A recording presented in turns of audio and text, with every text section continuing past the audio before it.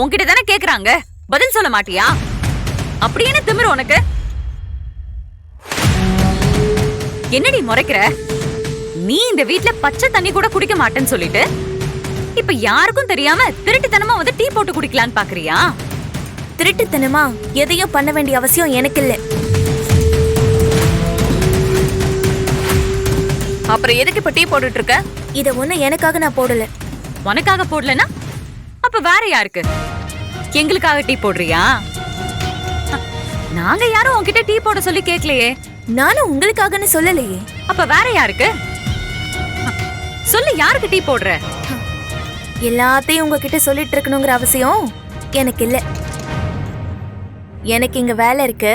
உங்களுக்கும் வேலைன்னு ஏதாச்சும் ஒண்ணு இருந்தா அத போய் பாருங்க. எப்படி பேசுறா பாத்தீங்களா பிரீத்தியாவ?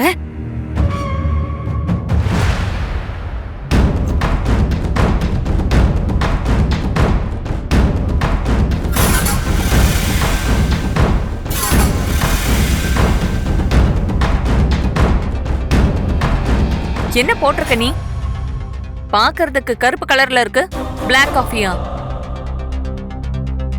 வாயை தொடர்ந்து பதில் சொல்றாளான்னு பாத்தீங்களா? எங்களை பார்த்தா உனக்கு என்ன இலக்காரமா தெரியுதா? வெண்ணிலா, வீட்ல எல்லாம் தூங்கிட்டு இருக்காங்கல்ல, இப்ப எதுக்கு நீ இவ்வளவு சத்தம் போட்டுட்டு இருக்க? மாமா, இவ இனிமே இந்த வீட்ல எதுவுமே சாப்பிட மாட்டான்னு எல்லாரும் சொன்னீங்கல்ல.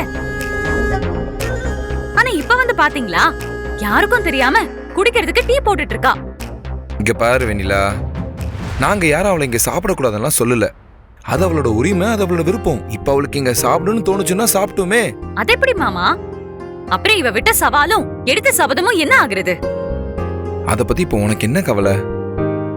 என்ன பண்ணணும் பண்ணக்கூடாதுன்னு அவளுக்கு தெரியும். நீ போ. சக்தி, வெண்ணிலா கேக்குறதும் நியாயம் தானே? வீட்ல எல்லாரும் முன்னாடியும் வச்சு நான் இனி இங்க சாப்பிடவே மாட்டேன்னு சொல்லிட்டு இப்ப இப்படி பண்ணிட்டு இருந்தா என்ன அர்த்தம்? உங்ககிட்ட எல்லாத்தையும் சொல்லிட்டு இருக்க வேண்டிய அவசியம் இல்லைன்னு அர்த்தம்.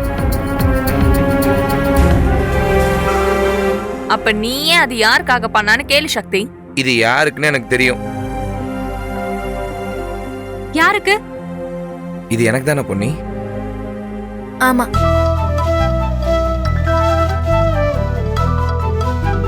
உங்களுக்கா? உங்களுக்கு எதுக்கு இவ இதெல்லாம் பண்ணி தரா? ஏய், நீ எதுக்கு இப்ப சக்தி மாமாக்கு டீ போட்டு தர? இது டீ இல்ல, கஷாயம். கஷாயமா? ஆமா,